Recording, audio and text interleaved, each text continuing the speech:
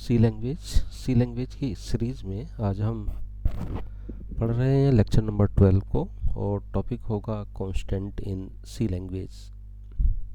बच्चों, ये जो सिलेबस है ये doctor APJ Abdul Kalam technical university BTech first year और doctor Bhimrao Ambedkar university Agra BCF first year के लिए है।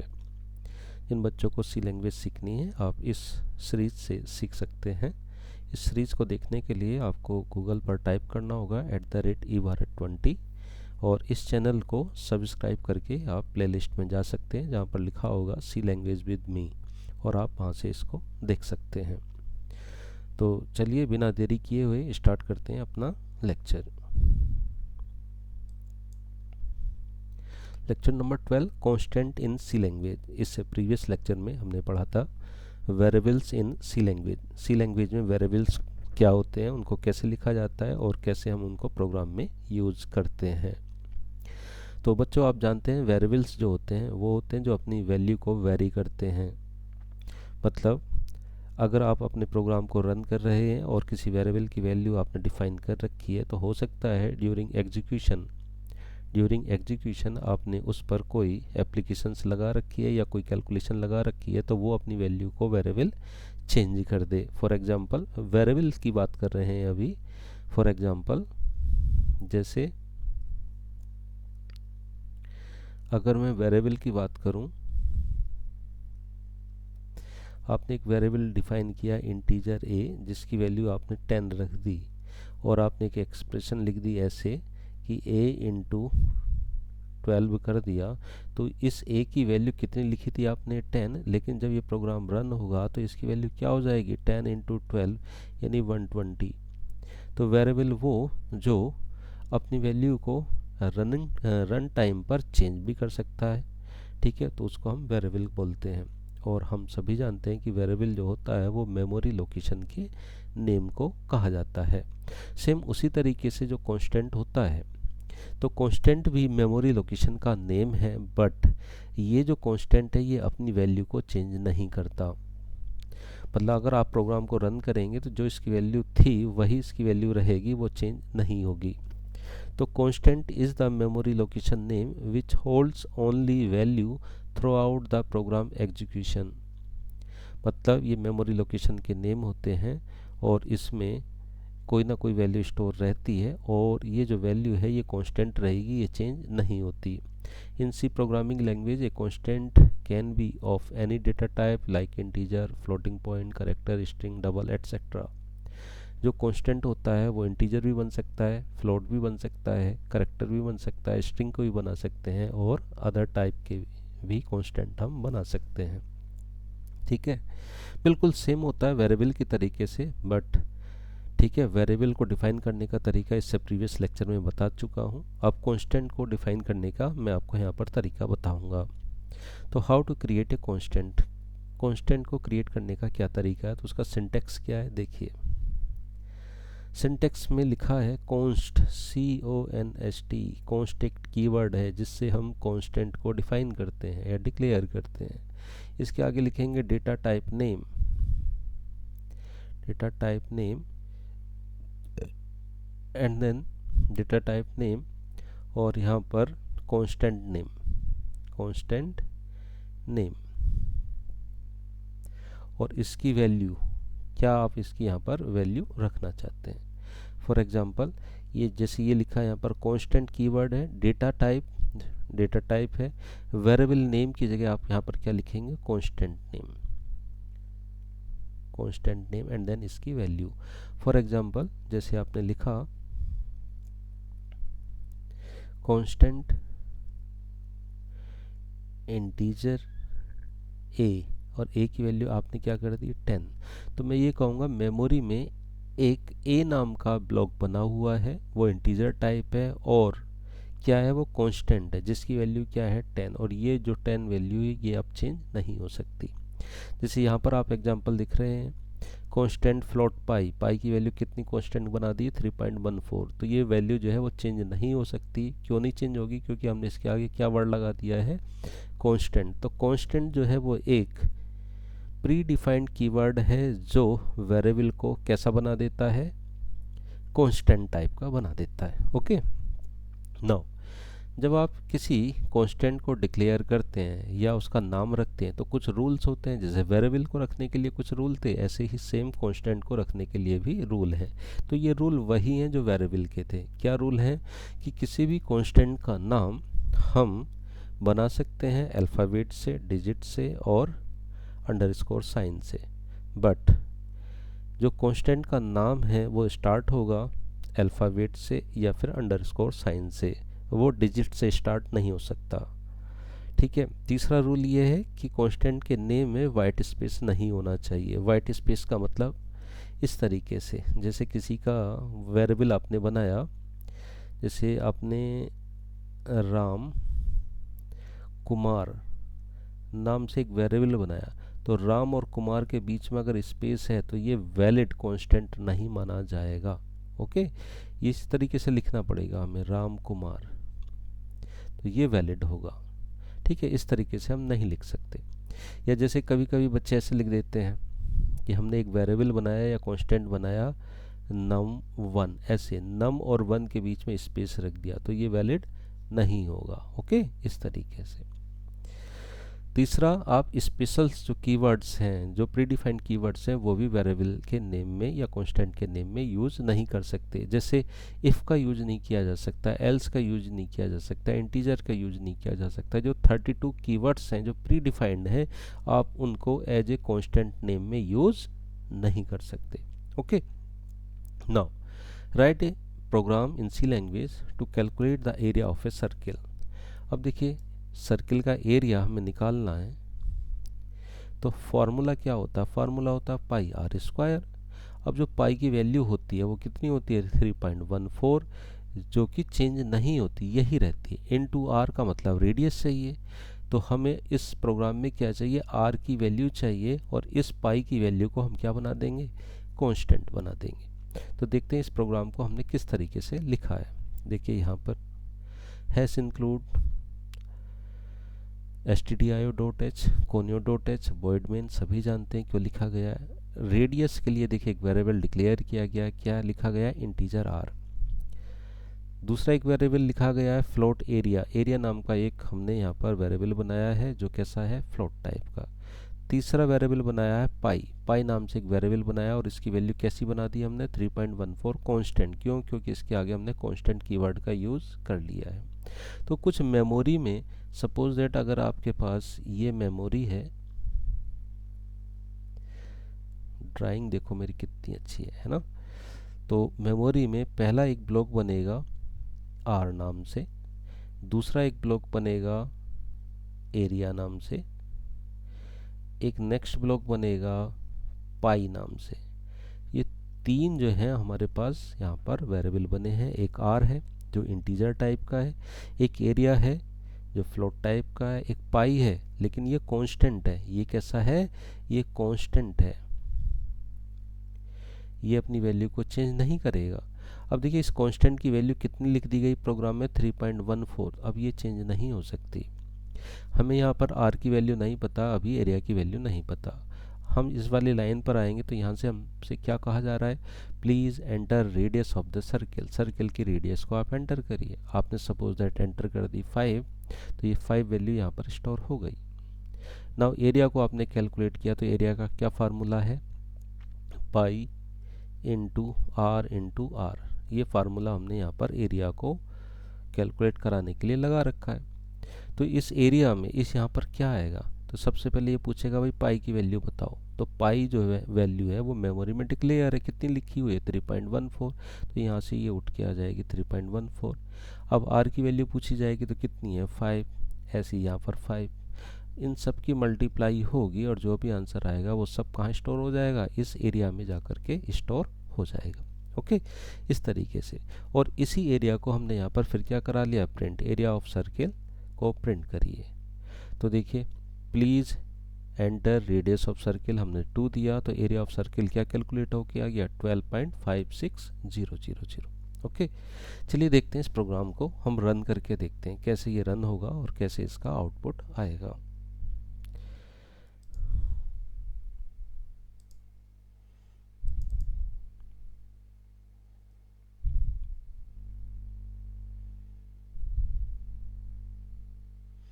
चलिए एक फ़ाइल ओपन कर लेते हैं। यहाँ पर मैंने एक फ़ाइल बना ली है। मैं यहाँ पर लिखने वाला हूँ हैज़ इंक्लूड stdio.h। फिर मैं लिखने वाला हूँ हैज़ इंक्लूड conio.h। इस तरीके से हैज़ लिखना है यहाँ पर, ठीक है। क्या लिखना है? हैज़। अब नेक्स्ट लाइन में क्या लिखना है मुझे? void main। अब मैं यहाँ पर वेरिएबल डिक्लेयर करूँगा, तो मैंने कहा इंटीजर रेडियस के लिए r वेरिएबल, एरिया, तो एरिया कैसा होगा? फ्लोट टाइप का, तो एरिया एक वेरिएबल मैंने यहाँ पर डिक्लेयर कर लिया। एक मुझे पाई नाम का वेरिएबल चाहिए, और पाई की वैल्यू कितनी चाहिए? 3.14। ये मैंने यहाँ पर डिक्लेयर कर ली। लेकिन ये जो पाई वैल्यू है ये कैसी है? फ्लोट टाइप की है। तो इसके आगे मुझे क्या लिखना पड़ेगा? फ्लोट। और इसको कैसा बनाना है मुझे? कांस्टेंट। तो इसके आगे मैं क्या लिख दूंगा? CONST constant. अब ये जो पाई बना है ये कांस्टेंट वेरिएबल हो गया, अब इसकी वैल्यू चेंज नहीं हो सकती। नाउ मैंने यहाँ पर लिखा CLR SCR, क्लियर स्क्रीन। इसके बाद मैंने लिखा यहाँ पर printf, और यहाँ पर लिखा please enter any value of radius in integer, ठीक है। इस तरीके से एक मैंने यहाँ पर वैल्यू को लिख दिया, एक मैसेज लिख दिया। मैंने यहाँ पर लिखा स्कैनएफ और %d and then address of किस पर लेना है? स्टोर R पर, ठीक है। रेडियस मैंने पूछ ली, पाई की वैल्यू मैंने डिफाइन कर ली। अब मुझे क्या लगाना है? Formula area is equal to pi into R into R। ये मैंने यहाँ पर फार्मूला लगा दिया, सिंपल। नाउ इस एरिया को मुझे यहाँ पर क्या कराना है? प्रिंट कराना। printf मैंने लिखा एरिया इज इक्वल टू, अब एरिया कैसा है? फ्लोट टाइप का है, तो मुझे यहाँ पर क्या लिखना पड़ेगा? %f एंड देन मैं यहाँ पर एरिया को प्रिंट करा दूंगा। बस गेट ch लिखो एंड देन इस प्रोग्राम को रन करो और आउटपुट देखो। कोई एरर नहीं आई। क्या पूछा जा रहा है हमसे? Please enter any value of radius in integer. मैंने कहा 2 एंड देन जैसे ही मैंने एंटर किया इसका आंसर आया कितना? Area is equal to 12.56000। Okay, तो आई थिंक ये आपको समझ में आ गया होगा। क्लियर? चलिए आगे देखते हैं। तो बच्चों ये प्रोग्राम मैंने आपको समझा दिया कि कांस्टेंट को किस तरीके से डिक्लेयर किया जाता है। नाउ बात आती है कि क्या कांस्टेंट के कुछ टाइप्स होते हैं, तो हम पढ़ने वाले हैं टाइप्स ऑफ कांस्टेंट। हाँ जी, कांस्टेंट के टाइप होते हैं। पहला टाइप है इंटीजर कांस्टेंट। तो इंटीजर कांस्टेंट के भी कुछ टाइप है। तो इंटीजर कांस्टेंट वो कांस्टेंट होते हैं जो सिर्फ इंटीजर पार्ट रखते हैं, फ्लोटिंग पॉइंट वाला पार्ट नहीं रखते हैं। तो ऐसे कांस्टेंट को हम इंटीजर कांस्टेंट कहते हैं। अब ऐसे कांस्टेंट कौन कौन से हैं? तो देखिए ऐसे, जैसे यहाँ पर लिखा है 1 to 5, आप देख रहे हैं 1 to 5, इसको क्या पढ़ा जाएगा? डेसिमल इंटीजर कांस्टेंट, ठीक है। जैसे ये लिखा है 076, इसको कौन सा कांस्टेंट पढ़ा जाएगा? Octal integer constant. तो ऑक्टल इंटीजर कांस्टेंट की पहचान ये होती है कि नंबर के आगे 0 लिखा हुआ होता है। तो अगर नंबर के आगे 0 लिखा हुआ है तो हमारा कंपाइलर समझ जाता है कि ये जो कांस्टेंट है ये कैसा है? ऑक्टल इंटीजर कांस्टेंट है। ऐसी हेक्साडेसिमल कांस्टेंट होते हैं। तो हेक्साडेसिमल के आगे क्या लिखा हुआ होता है? 0x। क्या लिखा हुआ होता है? 0x। तो 0x अगर हमने लिख दिया है तो वो कैसा बन जाएगा? हेक्साडेसिमल कांस्टेंट बन जाएगा। ऐसे ये लिखा हुआ है 50u। तो 50u का मतलब क्या है? Unsigned integer constant. अगर आपको अनसाइंड इंटीजर कांस्टेंट बनाना है तो उस नंबर के पीछे आप क्या लगा देंगे? u लिख देंगे।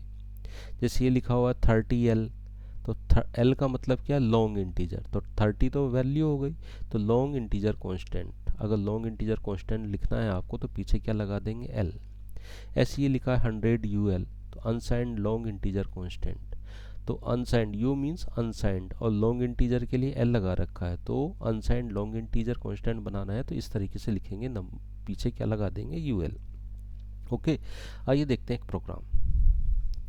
देखिए प्रोग्राम में क्या लिखा हुआ है, hash include stdio.h conio.h void main। देखिए यहाँ पर एक कांस्टेंट डिफाइन किया गया, constant integer x is equal to 0xa। अब आप यहाँ से इसको आइडेंटिफाई कर सकते हैं कि ये कैसा कांस्टेंट है।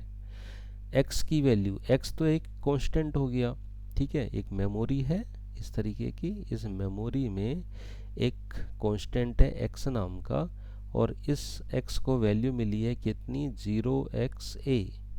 तो आप समझ सकते हैं कि ये जो है अगर 0x लगा है इसका मतलब ये हेक्साडेसिमल कांस्टेंट है।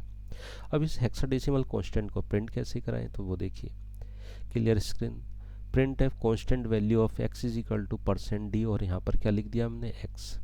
तो x की जो वैल्यू होगी वो प्रिंट यहाँ पर होकर के आ जाएगी। तो x की वैल्यू कितनी है, 10। a हेक्साडेसिमल नंबर अगर a है तो a की वैल्यू कितनी रहती है, 10। अगर b है तो b की वैल्यू कितनी रहेगी, 11। इस तरीके से तो आपको ये चीज़ यहाँ पर समझ में आ गई होगी।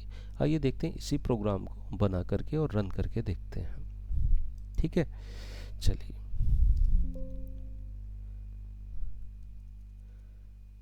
अब देखिए यहाँ पर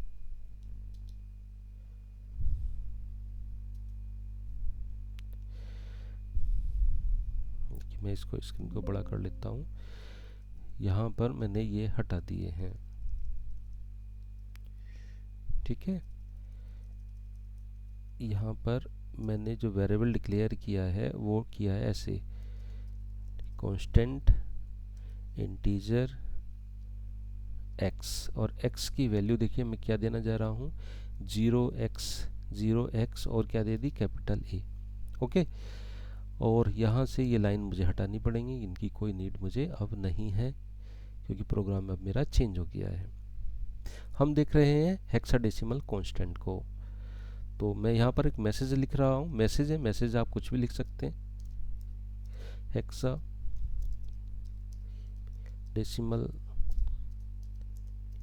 constant value is equal to, अब हेक्साडेसिमल कांस्टेंट वैल्यू को किस में प्रिंट करा रहे हैं, x में, ठीक है। तो x को मैं यहाँ पर प्रिंट कराना चाह रहा हूँ, तो देखिए x की वैल्यू क्या प्रिंट होके आएगी वो देखते हैं। देखिए कितनी वैल्यू आई, हेक्साडेसिमल कांस्टेंट की वैल्यू क्या आई, a, ठीक है। %f, इस प्रोग्राम को मैं सेव कर देता हूँ। चलिए मैंने यहाँ पे लिखा हूँ a.c और मैंने इसको रन किया, तो देखिए क्या वैल्यू आई, ए है ना, 10 नहीं आई। क्यों नहीं आई, क्योंकि मैंने यहाँ पर x लगा रखा है, यहाँ पर आप देखिए ध्यान से x लगा रखा है, और x जो होता है वो हेक्साडेसिमल नंबर को प्रिंट करता है। अब मैं यहाँ पर क्या लिखने जा रहा हूँ, d, तो आप इसको रन कराइए, तो देखिए वैल्यू कितनी आई इसकी, 10। बात समझ में आ गई, कितनी वैल्यू आई इसकी, 10 प्रिंट होके आई। नाउ अगर मैं इसकी वैल्यू a की जगह पर क्या लिख दूं, यहाँ पर b लिख दूं, कैपिटल B लिख दूं, और इस प्रोग्राम को रन करूं, तो वैल्यू कितनी आनी चाहिए, वैल्यू 11 आ गई। ओके, तो आई थिंक ये प्रोग्राम आपको समझ में आ गया होगा, क्लियर, इस तरीके से। चलिए एक प्रोग्राम और देखते हैं क्या लिखा गया, देखिए, hash include stdio.h conio.h void main।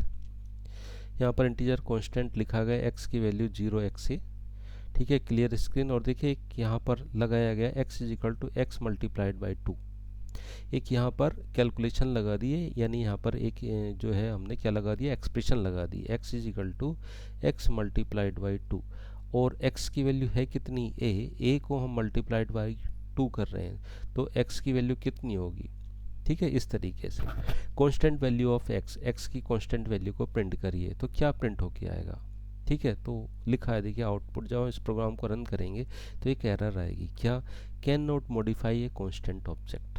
Okay, चलिए इस प्रोग्राम को हम जो है रन करके देखते हैं और फिर आपको समझाते हैं।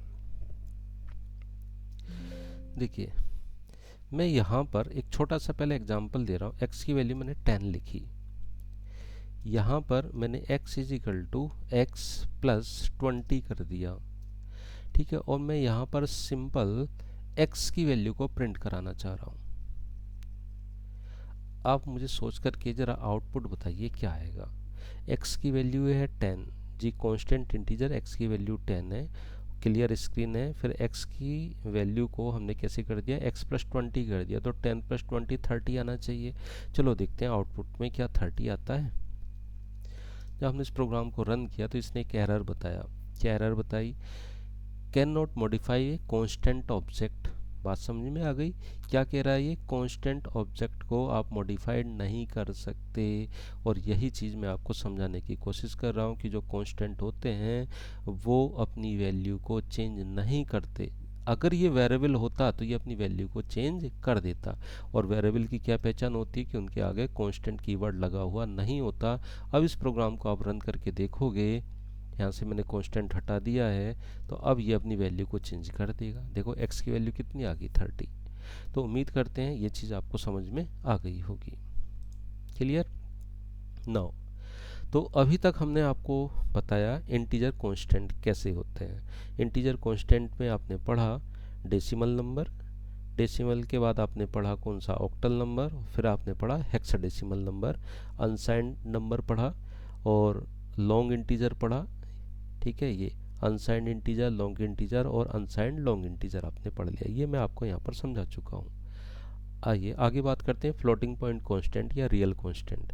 कुछ कांस्टेंट ऐसे भी होते हैं जिसमें फ्लोटिंग पॉइंट एग्जिस्ट करता है, जैसे फॉर एग्जांपल पाई।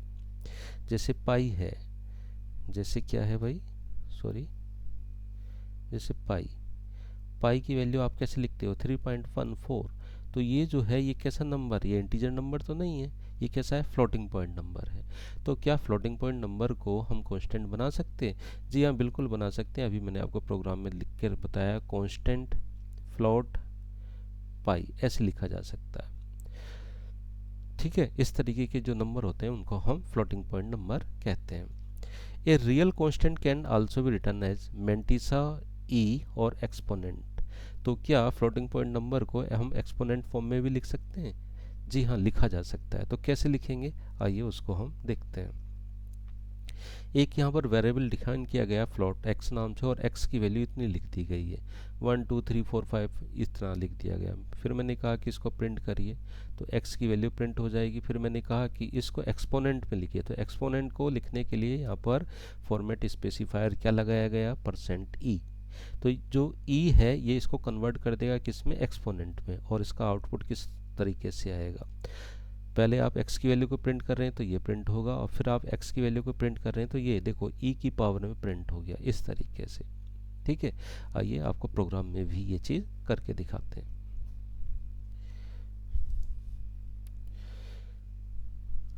देखिए यहाँ पर मैंने लिखा फ्लोट x, ठीक है, और इस x की वैल्यू को मैंने यहाँ पर डिफाइन किया कुछ इस तरीके से, 1 2 3 5 6.89876543 ऐसे लिख दिया।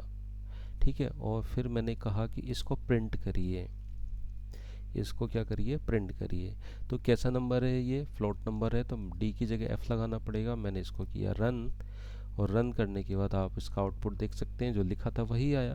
मैंने कहा इसको एक्सपोनेंट फॉर्म में लगाओ, तो एक्सपोनेंट फॉर्म में लिखने के लिए आप क्या लगाएंगे, एफ की जगह ई लगा देंगे, और इसको करेंगे रन। तो रन करने पर देखिए ये ई की पावर में आ गया, x is equal to 1.23456 e plus 05।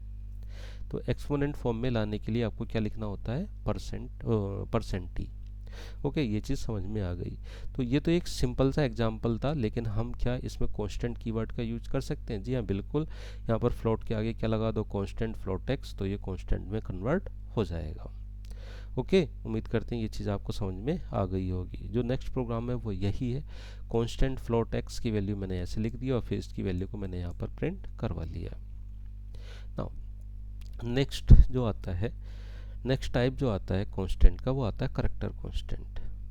अभी हमने आपको पढ़ाया है इंटीजर कांस्टेंट, फिर पढ़ाया फ्लोटिंग पॉइंट कांस्टेंट या रियल कांस्टेंट। अब हम पढ़ने जा रहे हैं किसको, करेक्टर कांस्टेंट को। तो करेक्टर कांस्टेंट क्या होता है, कैसी पहचान होती है, आइए उसके बारे में समझते हैं। A character constant is a symbol enclosed in a single quotation mark. A character constant has a maximum length of one character. अगर हम किसी करेक्टर कांस्टेंट बनाना चाहते हैं तो हम उसके ऊपर क्या लगा देंगे, सिंगल कोटेशन मार्क, इस तरीके से, या सिंगल कोटेशन मार्क के अंदर उसको बंद करते हैं। जैसे मुझे बी को लिखना है तो बी को मैं कुछ इस तरीके से लिखूंगा तो ये क्या बन जाएगा, कांस्टेंट बन जाएगा। या किसी भी सिंबल को आप लिखना चाहते हैं तो इस तरीके से अगर ऐसे लिखेंगे तो ये क्या बन जाएगा, कांस्टेंट। ओके, इस तरीके से।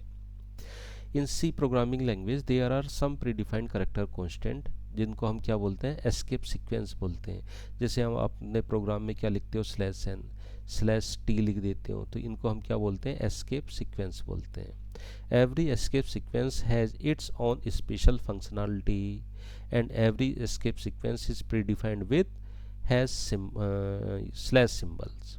ठीक है, जैसे आप लिखते हो /n लिख देते हो तो इसकी स्पेशल फंक्शनैलिटी है क्या, क्योंकि ये लाइन चेंज करता है। ओके, आप ये लिख देते हो /t, टी का मतलब होता है टैबलेट फॉर्म में लिखना, इस तरीके से। This escape sequence are used in output function with printf के साथ इन सभी का यूज करते हैं। किन का यूज करते हैं, एस्केप सीक्वेंस का। ठीक है, आइए देखते हैं एक प्रोग्राम कि हम करेक्टर कांस्टेंट किस तरीके से लिख सकते हैं। तो आप यहाँ पर प्रोग्राम में देख रहे हैं, हमने यहाँ पर c नाम के वेरिएबल को कैसे बनाया है, कांस्टेंट बनाया है। मैं इंक चेंज कर लेता हूँ, ये वाली ले लेते हैं चलो, या येलो ले लेते हैं। ठीक है, तो देखो यहाँ पर c को, वेरिएबल c को क्या बनाया गया, कांस्टेंट। ठीक है, कांस्टेंट बनाया गया है। और इस वेरिएबल c की वैल्यू क्या लिख दी गई है, a, जो नहीं c जो कांस्टेंट है उसकी वैल्यू क्या है, a। मैंने इस a को प्रिंट कराया, यहाँ पर लिखा the value of constant character c is. तो c कैसा है, करेक्टर, तो c अपनी वैल्यू को प्रिंट करा देगा और क्या वैल्यू दे देगा, a। फिर मैंने ये पूछा है नेक्स्ट लाइन में कि इस c ने कितने बाइट की मेमोरी ऑक्यूपाई की है। तो उसके लिए एक फंक्शन आता है साइज ऑफ। तो साइज ऑफ के अंदर अगर आप उस वेरिएबल को पास करा देते हो तो ये उस वेरिएबल का मेमोरी साइज कैलकुलेट करेगा और रिटर्न कर देगा।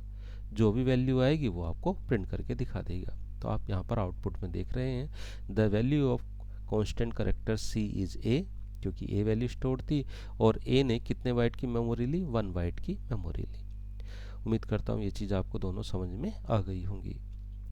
तो करेक्टर कांस्टेंट थे ये। नाउ ऐसे ही होता है स्ट्रिंग कांस्टेंट। तो स्ट्रिंग कांस्टेंट क्या है, a string constant is a collection of characters, digit, special symbol and escape sequence that are enclosed in double quotation mark। ये लाइन याद रखने की है कि कुछ भी आपने लिखा है और वो डबल कोटेशन मार्क के बीच में इनक्लोज्ड कर दिया है तो वो क्या बन जाता है, स्ट्रिंग कांस्टेंट बन जाता है। जैसे ये लिख दिया दिस इज बीटेक क्लास, ये लिए आपने लिखा और इसको यहाँ पर आपने डबल कोटेशन मार्क के बीच में क्या कर दिया है, इनक्लोज कर दिया है। तो जब ये कर दिया है तो ये क्या बन जाएगी, ये बन गई आपकी स्ट्रिंग। क्या बन गई, ये स्ट्रिंग बन गई। स्ट्रिंग को हम ऐसे भी लिख सकते हैं मल्टी लाइन में, देखो डबल कोटेशन मार्क और यहाँ double quotation mark, this slash लगा दिया, एज स्लैश लगा दिया और बीटेक ऐसे लगा दिया। या आप इसको ऐसे भी लिख सकते हो, दिस इज बीटेक क्लास, ऐसे भी लिख सकते हो। ये सब के सब क्या है, स्ट्रिंग के एग्जाम्पल हैं। आइए एक एग्जाम्पल को यहाँ पर देखते हैं, स्ट्रिंग के एग्जाम्पल को देखते हैं।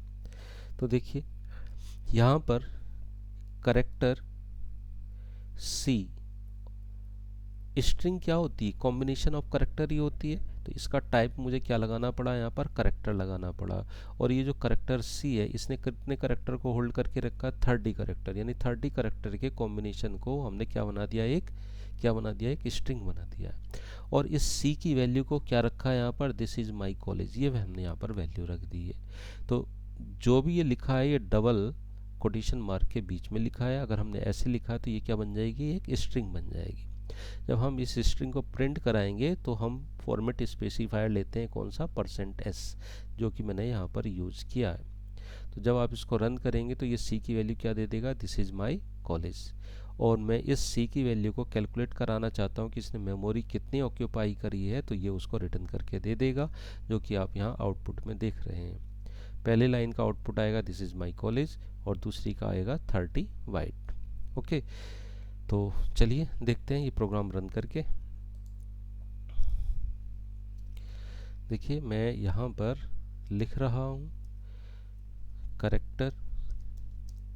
करेक्टर मैंने यहाँ चलो x लिख दिया, कोई दिक्कत नहीं। मुझे इसको कांस्टेंट बनाना है तो मैं यहाँ पर कांस्टेंट लिख दूंगा। इस करेक्टर की वैल्यू मैं यहाँ पर प्रोवाइड कराऊंगा। अगर करेक्टर लिखा है तो मैं क्या इसको ऐसे लिख सकता हूँ? जी हाँ, लिख सकता हूँ। मैं इस लाइन को यहाँ से हटा दूंगा, मैंने हटा दी। मैंने कहा करेक्टर x को प्रिंट करिए, the value of character x is, क्या लिख दूँ? x इज, और यहाँ पर e की जगह पर क्या लिखना पड़ेगा? c। और मैं इसको जब रन करूँगा तो आप आउटपुट देख सकते हैं, क्या आउटपुट आएगा? The value of character x is a। ठीक है, अगर मैं इसको ऐसे लिख दूँ ABC और इस प्रोग्राम को रन करूँ तो देखिए एक एरर बताएगा, क्या करेक्टर कांस्टेंट मस्ट बी 1 और 2 करेक्टर्स लॉन्ग। ठीक है, इस तरीके से मैं अगर चलो इसको ऐसे लिख देता हूँ तो फिर क्या होगा? देखो x की वैल्यू कितनी आई? a। इस तरीके से। तो कहने का मतलब ये है कि कुछ भी अगर आप लिख रहे हो और उसको आप सिंगल कोटेशन मार्क के बीच में अगर इनक्लोज कर रहे हो तो वो क्या बन जाता है? करेक्टर कांस्टेंट बन जाता है। अगर मैं इसको स्ट्रिंग कांस्टेंट बनाना चाहूँ तो मैं इसको ऐसे लिख सकता हूँ यहाँ पर, जैसे मैंने यहाँ पर लिखा 10 और यहाँ पर लिख दिया मैंने डबल कोटेशन मार्क में कुछ इस तरीके से, क्या लिख दिया? जैसे ऐसे लिख दिया दिस, ये लिख दिया। और मैं यहाँ पर स्ट्रिंग प्रिंट कराना चाहता हूँ तो सी की जगह मुझे क्या लिखना पड़ेगा? एस। मैं इस प्रोग्राम को रन कराऊंगा तो देखिए क्या आ जाएगा? दिस। ठीक है, और ये क्या है? स्ट्रिंग है ना। आप इस स्ट्रिंग का साइज कैलकुलेट करना चाहते हो तो आप लिख सकते हैं printf the size of string is %d, क्योंकि साइज तो इंटीजर में ही आएगा। साइज ऑफ फंक्शन है ये, और यहाँ पर किसको पास करा दूँ? x को। तो x ने कितने करेक्टर होल्ड करके रखे हैं? कितने करेक्टर होल्ड करके रखे हैं भाई? x ने रखे हैं 10। तो इसका आउटपुट क्या आना चाहिए वो देखते हैं। चलो देखो एक यहाँ पर मिस्टेक है छोटी सी, यहाँ पर हमें ये लगाना है। चलिए सॉरी, THE द। ठीक है, कंट्रोल F, रन करते हैं। देखिए the size of string is 10। तो बच्चों उम्मीद करता हूँ ये दोनों चीज़ आपको अच्छे से समझ में आई होंगी। ठीक है, अब नेक्स्ट लेक्चर में देखेंगे नेक्स्ट टॉपिक। तब तक के लिए हमें दीजिए आज्ञा। Thank you very much.